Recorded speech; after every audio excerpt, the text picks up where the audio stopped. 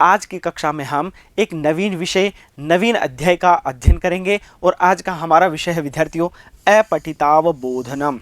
विद्यार्थियों, अपठितावबोधनम से संबंधित प्रश्न हमारे प्रश्न पत्र के अंतर्गत परीक्षा में पूछे जाते हैं। तो विद्यार्थियों, आज की कक्षा में हम इस विषय के बारे में विस्तृत तौर पर जानेंगे कि किस प्रकार से वहाँ पर प्रश्न पूछे जाते हैं और हमें उत्तर किस प्रकार से देना है। तो चलिए विद्यार्थियों, सर्वप्रथम जो प्रश्न पत्र के अंतर्गत अपठितावबोधनम जो प्रश्न आता है उस प्रश्न की प्रकृति के विषय में जानते हैं और उसके उपरांत जो उससे संबंधित प्रश्न है उनके विषय में जानते हैं। चलिए विद्यार्थियों, पाठ की ओर अग्रसर होते हैं।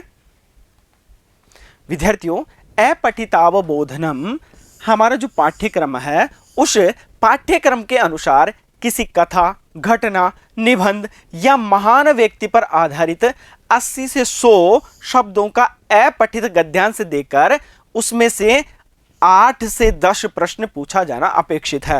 विद्यार्थियों, जो हमारा प्रश्न पत्र आता है परीक्षा के अंतर्गत, उस प्रश्न पत्र के अंतर्गत एक प्रश्न आता है अपठितावबोधनम से संबंधित। वहां पर विद्यार्थियों एक गद्यांश दिया हुआ होता है। वह गद्यांश किसी कथा, घटना, निबंध या किसी महान व्यक्ति पर आधारित होता है और उसकी शब्द सीमा है विद्यार्थियों 80 से 100 शब्दों की। और वह जो अपठित गद्यांश है उस अपठित गद्यांश में से ही प्रश्न वहां पर पूछे जाते हैं और उन प्रश्नों की संख्या लगभग 8 से 10 के मध्य होती है। अब विद्यार्थियों, किस प्रकार के प्रश्न वहां पर पूछे जाते हैं उनकी चर्चा करते हैं। तो विद्यार्थियों, वहां पर सर्वप्रथम जो प्रश्न पूछा जाता है वह प्रश्न होता है जो अनुच्छेद दिया हुआ है, जो गद्यांश दिया हुआ है उस गद्यांश का शीर्षक। तो प्रथम प्रश्न क्या है? अनुच्छेद का उचित शीर्षक। प्रश्न वहां पर पूछा जाता है कि इस अनुच्छेद अथवा गद्यांश का शीर्षक क्या होगा। तो विद्यार्थियों, हम जो गद्यांश है उस गद्यांश का अध्ययन करेंगे और वहां पर उत्तर प्रदान करेंगे।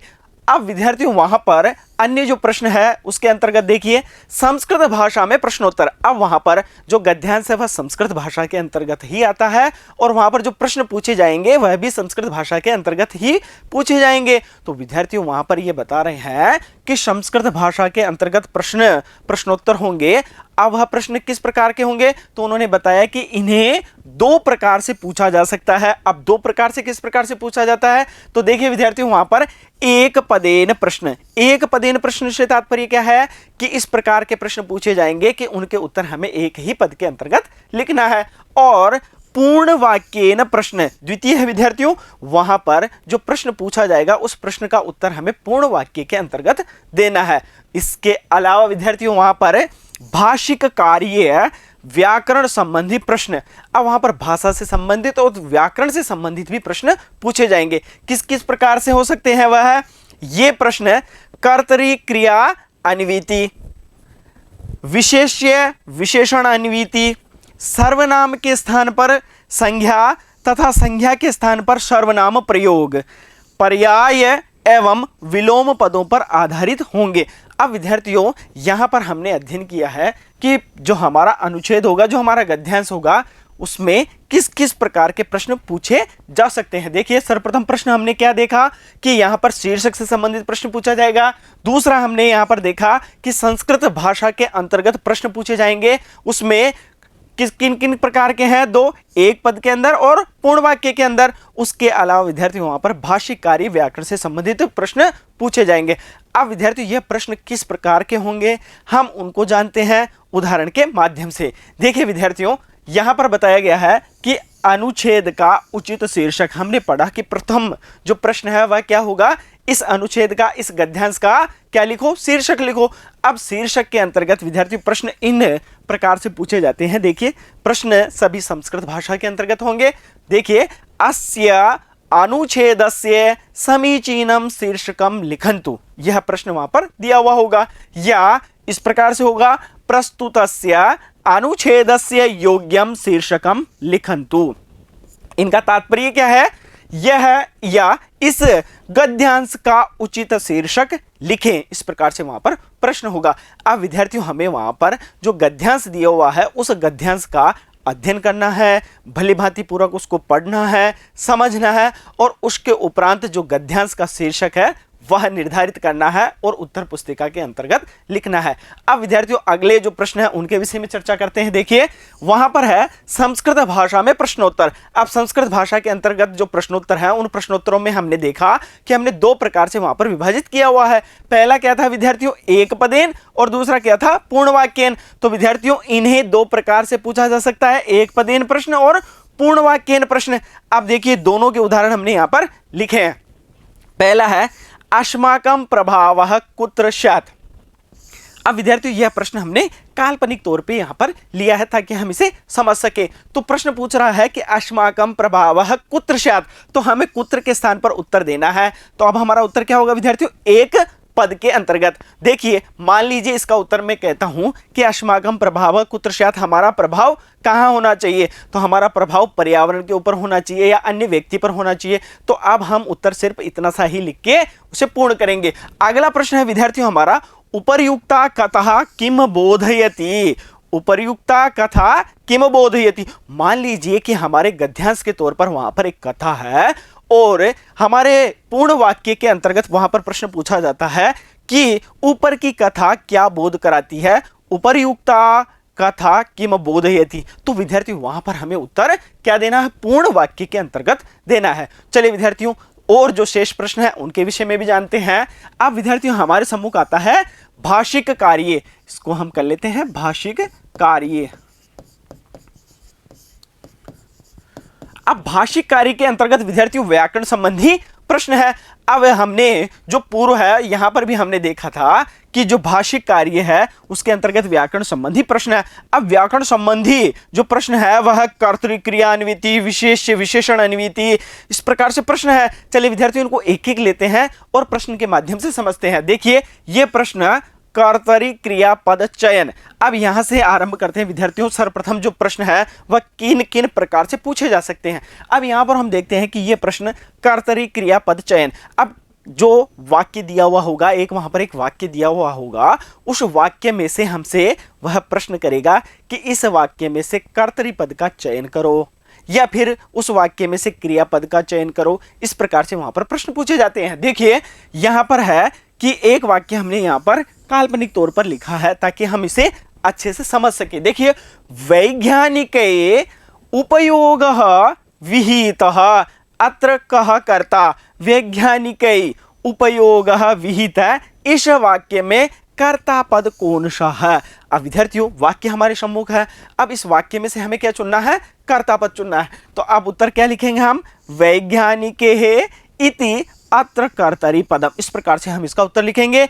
यहां पर वैज्ञानिक कर्ता पद है। इस प्रकार से विद्यार्थियों हम उसका उत्तर प्रदान करेंगे। चलिए विद्यार्थियों आगे का प्रश्न है, वह कह रहा है कि कर्तरी क्रिया अन्विति, कर्तरी क्रियान्विति कीजिए। अर्थात यहां पर हमारे सम्मुख विद्यार्थियों दो स्तंभ दिए हुए होंगे, वहां पर उन क स्तंभ ख स्तंभ इस प्रकार से दिया हुआ होगा और वह हमसे कहेगा कि आप क स्तंभ के अंतर्गत कर्ता पद है और ख स्तंभ के अंतर्गत क्रियापद है, आप इन दोनों का मिलान कीजिए। इस प्रकार से संबंधित या इससे संबंधित प्रश्न वहां पर पूछे जाते हैं। अब विद्यार्थियों हम देखते हैं कि हमने यहाँ पर प्रश्न के तौर पर एक उदाहरण लिया है। हमारे पास में क स्तंभ है और उसके उपरांत यहाँ पर हम देखते हैं कि ख स्तंभ है। अब प्रश्न पूछ रहा है हमसे कि क स्तंभ को ख स्तंभ से मिलान कीजिए।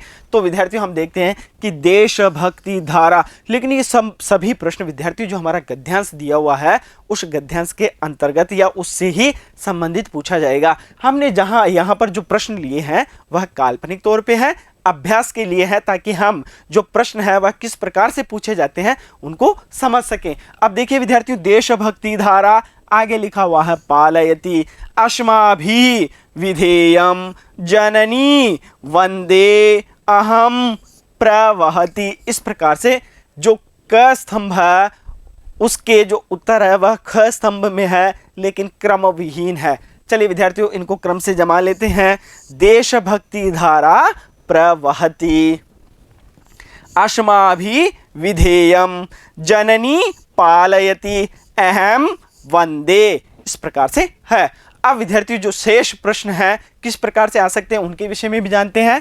विशेष्य विशेषण अन्विति, यहां पर विद्यार्थियों विशेषण और विशेष्य दिए हुए होंगे, एक वाक्य दिया हुआ होगा, उस वाक्य में से वह हमें एक पद देगा कि इस पद का विशेष्य क्या होगा या इस पद का विशेषण क्या होगा। इस प्रकार से वहां पर प्रश्न पूछे जाते हैं। देखिए, गौरवशालिनी कथा यहां पर दिया हुआ है, इत्यत्र किम विशेष्य पदम किम च विशेषण पदम इति लिखत। गौरवशाली कथा, इसमें विशेष्य और विशेषण बताइए। इस प्रकार के प्रश्न वहां पर पूछे जाते हैं। अब विद्यार्थियों हमें यहां से चुनना है, तो हम उत्तर किस प्रकार से लिखेंगे? विशेष्य पदम कथा, विशेषण पदम गौरवशालिनी। इस प्रकार से वहां पर उत्तर प्रदान कर सकते हैं। चलिए विद्यार्थियों, शेष प्रश्नों के विषय में जानते हैं। सर्वनाम के स्थान पर संज्ञा तथा संज्ञा के स्थान पर सर्वनाम प्रयोग।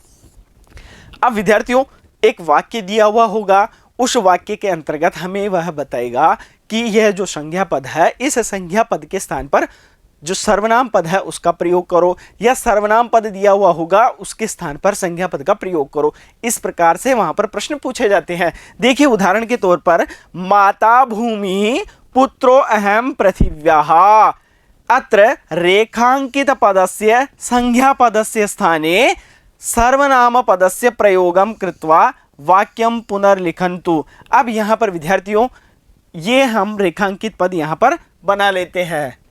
उदाहरण के तौर पर हमने यहां पर क्या रेखांकित पद किया है? पृथिव्याः। अब विद्यार्थी यहां पर यह पूछ रहा है कि रेखांकित पद के संज्ञा पद के स्थान पर सर्वनाम पद का प्रयोग कर वाक्य को पुनः लिखो। इस प्रकार से, तो माता भूमि है, मैं पृथ्वी का पुत्र हूं, यह जो उक्ति है इसका तात्पर्य है। इस वाक्य में रेखांकित पद संज्ञा पद के स्थान पर सर्वनाम पद लगाकर वाक्य को पुनः लिखिए, यह हमारा यहां पर प्रश्न है। अब देखिए विद्यार्थियों, हमारा जो रेखांकित पद है वह क्या है? पृथिव्याः। तो अब यहां पर हम लिखेंगे कि माता भूमि पुत्रो अहम तस्याः। अब यहां पर विद्यार्थी जो पृथ्वी है वह स्त्रीलिंग का पद है, इस कारण जो हम यहां पर सर्वनाम पद लगाएंगे वह भी क्या होगा? स्त्रीलिंग का होगा। इस प्रकार से, तो अब विद्यार्थियों, भूमि मेरी माता है और मैं उसका पुत्र हूं, इस प्रकार से इसका तात्पर्य हो जाता है। अब यहां पर हमने क्या तात्पर्य लिया था? माता भूमि है, मैं पृथ्वी का पुत्र हूं। अब पृथ्वी के स्थान पर वहां पर क्या आ रहा है? उसका, और यहां पर पृथिव्याः के स्थान पर क्या है? तस्याः। इस प्रकार से विद्यार्थियों, जो संज्ञा पद था उस संज्ञा पद के स्थान पर हमने यहां पर क्या लगाया है? सर्वनाम पद। आगे देखते हैं विद्यार्थियों, पर्याय एवं विलोम पदों पर आधारित होंगे। अब विद्यार्थियों, जो प्रश्न है वह प्रश्न पर्याय एवं विलोम पद पर भी आधारित होंगे। कहा गया है कि जैसे उदाहरण के तौर पर हम समझते हैं कि अगच्छत इति पदस्य समानार्थकम पदम गद्यांशात् अन्विष्य लिखन्तु। अब विद्यार्थी यहां पर बता रहा है कि अगच्छत इस पद का समान अर्थ वाला पद गद्यांश से ढूंढकर लिखिए। अब यहां पर हम देख रहे हैं विद्यार्थियों, प्रश्न क्या पूछ रहा है? समानार्थकम। अब जो समानार्थक है उसका तात्पर्य क्या है? पर्याय है। तो विद्यार्थियों, ये जो पद दिया हुआ है उस पद का समानार्थक या पर्याय पद हमें उस गद्यांश में से ढूंढना है और इसके सम्मुख लिखना है। तो विद्यार्थियों, अगच्छत हमने उदाहरण के तौर पर लिया है, तो विद्यार्थियों हम देखते हैं कि जो अगच्छत है उसका पर्याय पद उस गद्यांश में क्या है? गतवान इति पदम अगच्छत पदस्य समानार्थी, अर्थात पर्याय पदम अस्ति। इस प्रकार से हम इसको लिखते हैं उत्तर के रूप में। अब आगे देखते हैं विद्यार्थियों, आगे है नैतुम इति पदस्य विलोम पदम गद्यांशात् अन्विष्य लिखन्तु। नैतुम इस पद का विलोम पद गद्यांश से ढूंढकर लिखो। तो नैतुम पद का विलोम पद गद्यांश से ढूंढकर लिखिए। तो अब यहां पर जो नेतुम है, हमें उस गद्यांश में से इसका क्या ढूंढना है? विलोम पद ढूंढना है। तो विलोम पद यहां पर हम उदाहरण के तौर पर समझ रहे हैं विद्यार्थियों, आनेतुम इति पदम नैतुम पदस्य विलोम पदम। आनेतुम पद नेतुम पद का विलोम पद है। इस प्रकार से विद्यार्थियों वहां पर प्रश्न पूछे जाते हैं। अब विद्यार्थियों, हम एक गद्यांश लेते हैं, उस गद्यांश का अध्ययन करते हैं और जो प्रश्नों की प्रकृति हमने यहाँ पर समझी है वहाँ पर हम उनके उत्तर प्रदान करने का प्रयास करते हैं। देखिए विद्यार्थियों, गद्यांश की ओर अग्रसर होते हैं। देखिए प्रश्न क्या है विद्यार्थियों? अधोलिखितम गद्यांशम पठित्वा एतद्धारित प्रश्नानाम उत्तराणि यथा निर्देशम लिखत। अब यहाँ पर विद्यार्थियों हम एक गद्यांश ले रहे हैं, अपठित गद्यांश, उसका हम अध्ययन करेंगे, उसको समझेंगे और उसके उपरांत उस गद्यांश पर आधारित जो प्रश्न है उन प्रश्नों के उत्तर प्रदान करेंगे। देखिए विद्यार्थियों, अधोलिखित गद्यांश को पढ़कर उस पर आधारित प्रश्नों के उत्तर यथा निर्देश लिखो। अर्थात जिस प्रकार के प्रश्न पूछे गए हैं उन प्रश्नों के उत्तर उसी प्रकार से हमें वहां पर प्रदान करना है। देखिए विद्यार्थी, जो गद्यांश है उस गद्यांश का हम भली भांति अध्ययन करते हैं और उसके उपरांत जो प्रश्न है उनके उत्तर प्रदान करते हैं। देखिए, यदि वयम समाजे राष्ट्रे वा परिवर्तनं मानेतुम् इच्छामः तर्हि अस्माकं प्रभावः अन्येषाम् उपरि भवेत्। वयं बाह्यवातावरणेन कुप्रभाविताः न स्याम, अपितु वातावरणस्य उपरि अस्माकं प्रभावः स्यात्। अत्र काचित् एका कथा एवं अस्ति। अब विद्यार्थियों, हम इसका भाव समझते हैं कि यह जो गद्यांश है वह क्या कह रहा है। यदि हम समाज अथवा राष्ट्र में परिवर्तन लाना चाहते हैं तो हमारा प्रभाव दूसरों के ऊपर हो, हम वातावरण से कुप्रभावित नहीं हो, अपितु वातावरण के ऊपर हमारा प्रभाव हो। इस प्रकार की यहाँ एक कथा है। अब विद्यार्थियों, क्या कथा दी हुई है उसके बारे में जानते हैं। देखिए, कथा आरंभ होती है। कश्चन कृषकः महिष्यः अस्वास्थ्य निवारणाय किंचित पशुवैद्यम औषधम पृष्टवान्। वैद्यः गुलिकाः दत्तवान्, किंच उक्तवान् यत् एकस्यां नलिकायां गोलिकाः स्थापयित्वा भवान् स्वमुखेन वायुं फुत्करोतु। तदा गुलिकाः महिष्याः उदरं गमिष्यन्ति इति कृषकः अस्तु इति उक्त्वा गतवान्। दिनद्वयादनन्तरं स वैद्यः तं कृषकं मार्गे अस्वस्थरूपेण गच्छन्तं दृष्टवान्। इस प्रकार से यह जो कथा है वह बता रहे हैं।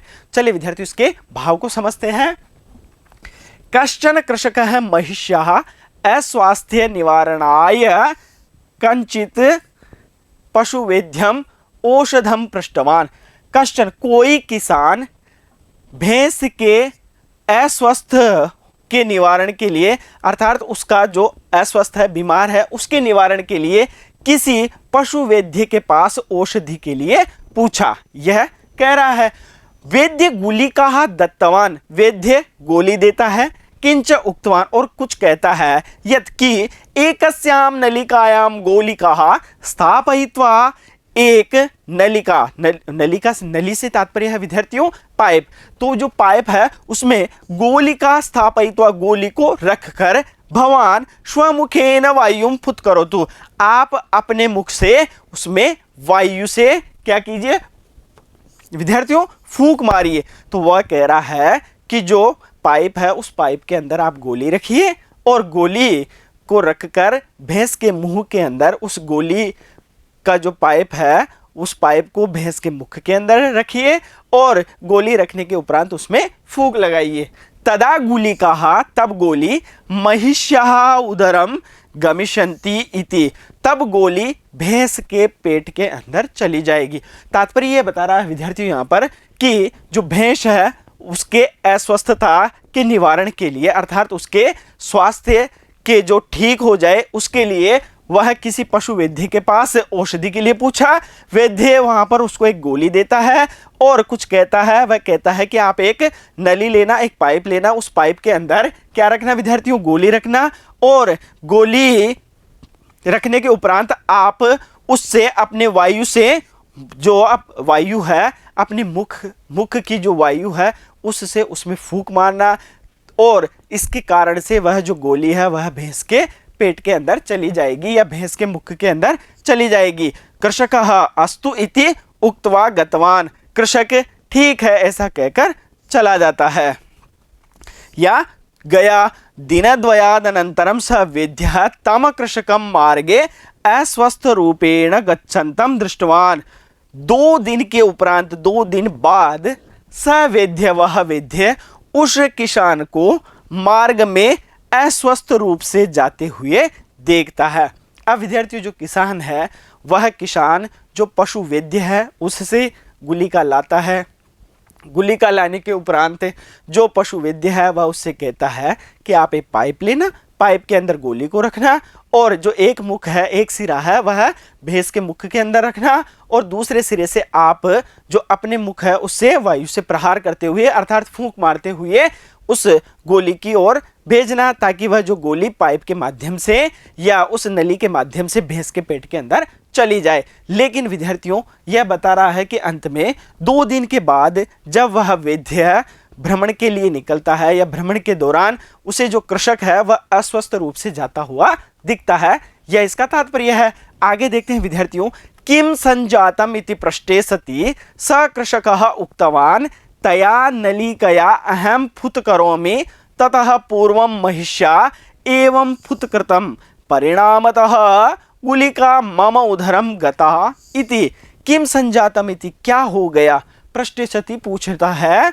सह कृषकः उक्तवान पूछने पर वह किसान ने कहा तया नलिकया अहम फुत करोमि, जो नली है उसमें मैं फूंक मारता, ततः पूर्वम महिष्या एवं फुतकृतम, उससे पूर्व ही भैंस ने फूंक मार दी, परिणामतः परिणाम स्वरूप गुलिका मम उदरम गता, जो गोली है मेरे पेट के अंदर चली गई। अब विद्यार्थियों वह जो पाइप था उस पाइप के अंदर जो किसान है वह फूंक मारता, उससे पहले ही जो भैंस थी उसने फूंक मार दिया, तो विपरीत हो गया, गोली भैंस के पेट के अंदर की अपेक्षा जो किसान है उसके पेट के अंदर चली गई।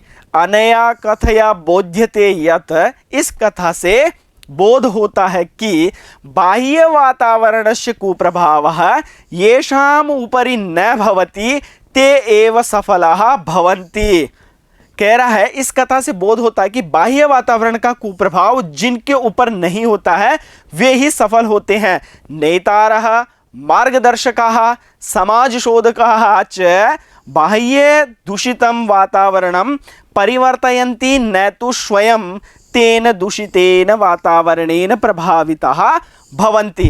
कह रहा है नेता, मार्गदर्शक, समाज सुधारक, और कह रहा है विद्यार्थी यहाँ पर कि नेता, मार्गदर्शक और समाज सुधारक बाह्य दूषित वातावरण को परिवर्तित करते हैं, न तो स्वयं तेन दूषितेन वातावरणेन प्रभाविताः भवन्ति, उनके स्वयं के ऊपर उस वातावरण का, उस दूषित वातावरण का प्रभाव नहीं होता है। तो तात्पर्य है विद्यार्थियों वे स्वयं उस दूषित वातावरण से प्रभावित नहीं होते हैं। इस प्रकार से इस पंक्ति का तात्पर्य। अब विद्यार्थियों इस गद्यांश का हमने यहाँ पर अध्ययन किया और उसको जानने का प्रयास किया।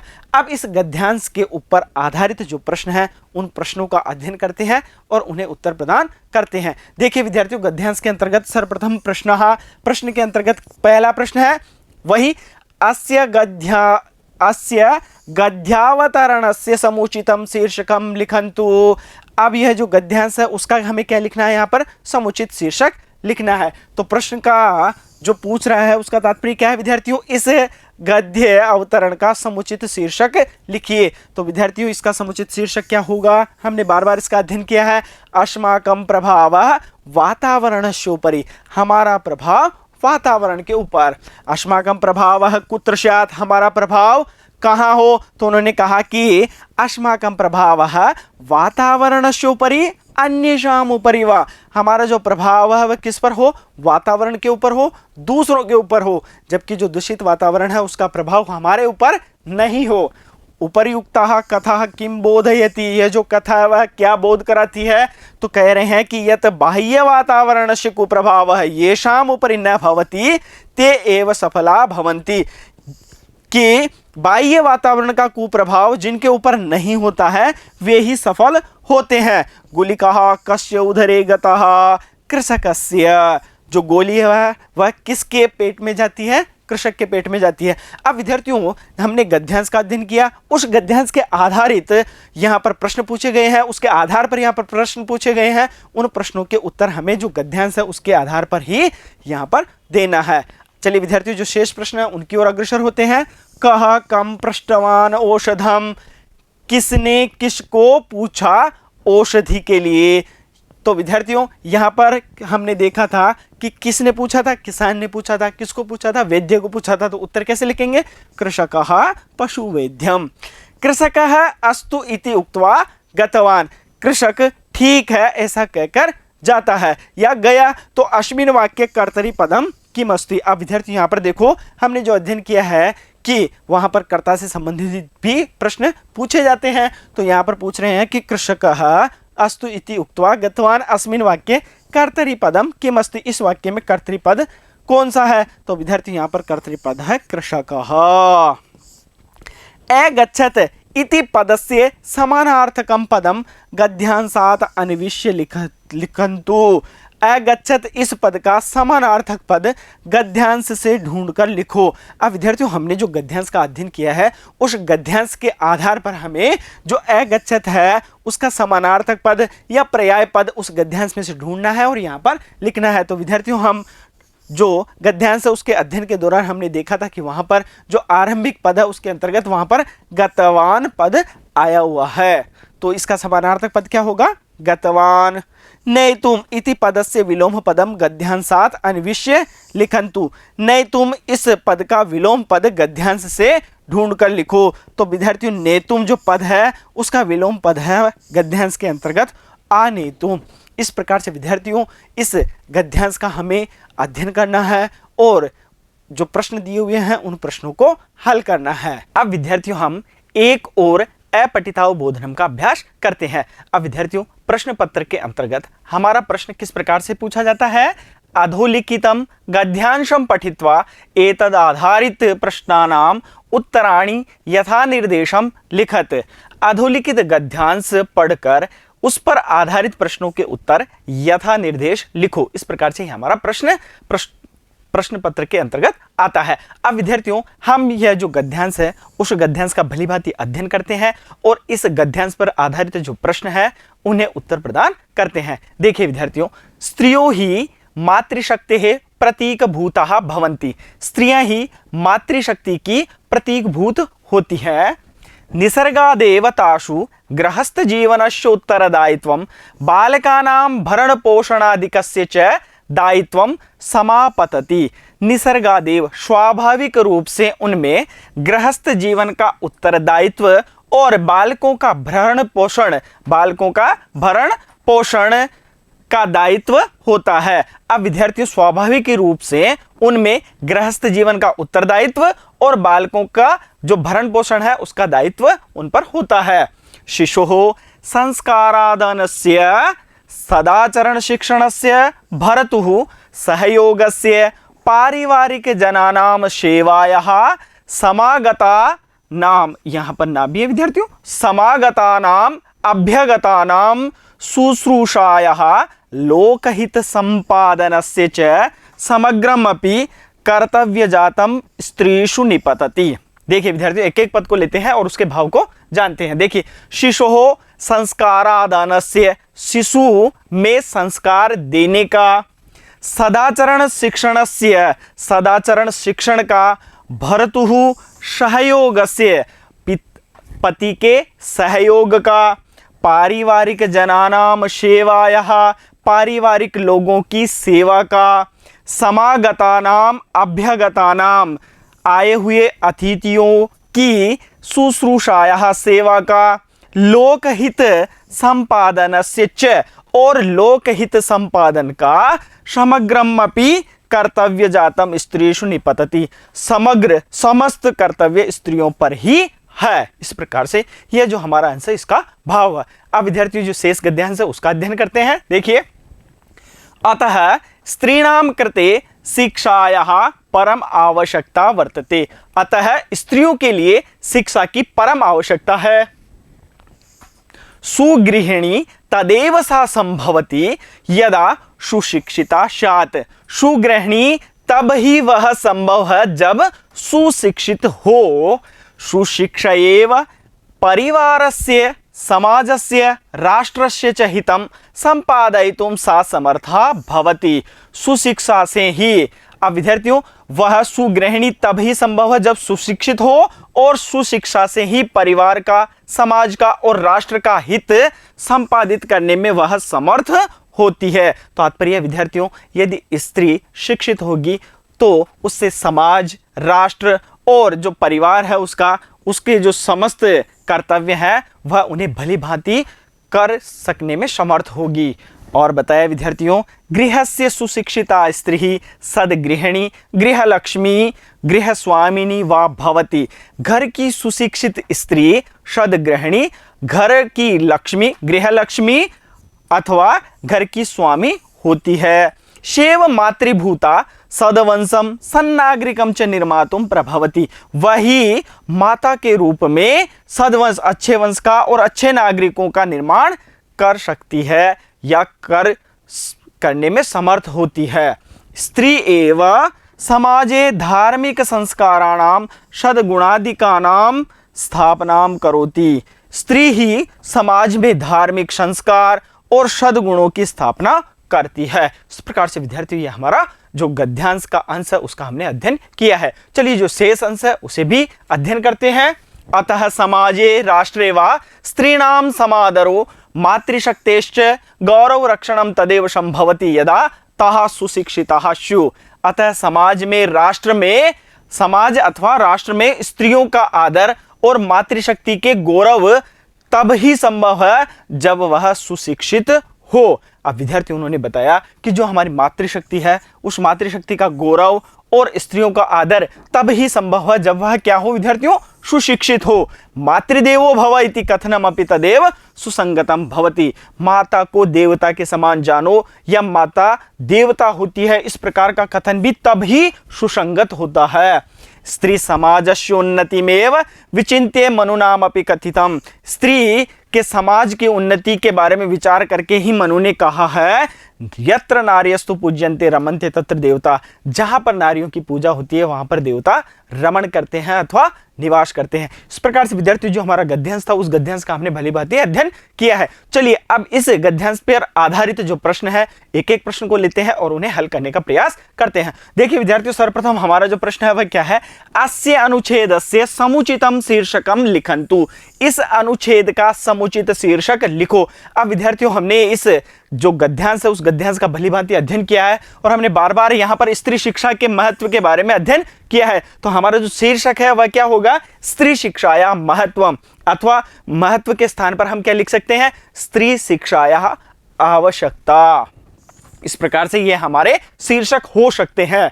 द्वितीय प्रश्न है, मातृशक्तेः प्रतीक भूताः का भवन्ति। मातृशक्ति के प्रतीक भूत कौन होती है। अब विद्यार्थी जो गद्यांश है उस गद्यांश के आरंभ में ही हमने पढ़ा था क्या कि स्त्रियों ही मातृशक्तेः प्रतीक भूताः भवन्ति। तो हमारा जो प्रश्न है उस प्रश्न का उत्तर क्या होगा, स्त्रियः। इस प्रकार से विद्यार्थी हम यहां पर उत्तर प्रदान करेंगे, स्त्रियः। स्त्रीणाम कृते कस्याः परम आवश्यकता वर्तते। स्त्रियों के लिए किसकी परम आवश्यकता है। अब विद्यार्थियों हमने इस गद्यांश के अंदर अध्ययन किया है कि स्त्रियों के लिए शिक्षा की परम आवश्यकता है। तो हमारा उत्तर क्या होगा, शिक्षायाः। मनुना किम कथितम नारीणाम विषये। मनु क्या कहते हैं नारी के विषय में। तो विद्यार्थियों जो गद्यांश है उस गद्यांश के अंत में हमने देखा था कि मनु के द्वारा कहा गया है कि यत्र नार्यस्तु पूज्यन्ते रमन्ते तत्र देवता। तो हमारा उत्तर क्या होगा, यत्र नार्यस्तु पूज्यन्ते रमन्ते तत्र देवताः। इस प्रकार से चलिए विद्यार्थियों आगे के प्रश्न की ओर बढ़ते हैं। सुशिक्षिता स्त्री गृहलक्ष्मी भवति इत्यस्मिन् वाक्ये रेखांकितस्य संज्ञापदस्य स्थाने कस्यापि सर्वनाम पदस्य प्रयोगं कृत्वा वाक्यं पुनः लिखन्तु। सुशिक्षित स्त्री घर की लक्ष्मी होती है। इस वाक्य में जो रेखांकित पद, अब रेखांकित पद क्या है, स्त्री संज्ञा पद से, यह संज्ञा पद है, इसके स्थान पर किसी सर्वनाम पद का प्रयोग करके वाक्य पुनः लिखो। अब विद्यार्थी यहां पर जो पद है स्त्री, उसके स्थान पर हमें क्या प्रयोग करना है, सर्वनाम प्रयोग करना है। अब विद्यार्थियों स्त्री स्त्रीलिंग का पद है तो जो सर्वनाम आएगा वह भी किस लिंग में आएगा, स्त्रीलिंग में आएगा। तो अब विद्यार्थियों यहां पर हम प्रयोग कर सकते हैं सा। तो हम पुनः इस वाक्य को क्या लिखेंगे, सुशिक्षिता सा गृहलक्ष्मी भवति। इस प्रकार से हम इसको लिख सकते हैं। अगला प्रश्न है विद्यार्थियों हमारे सम्मुख, विशेषण विशेष्यान्वितिम कुर्वन्तु अत्र। विशेषण और विशेष्य की अन्विति करो यहाँ। अब विद्यार्थी यहाँ पर एक पंक्ति के अंदर विशेषण है और दूसरी पंक्ति के अंतर्गत क्या है, विशेष्य है। देखिए विशेषण और विशेष्य, इसे हम सही कर लेते हैं, विशेषण और विशेष्य। विशेषण पदम, विशेष्य पदम।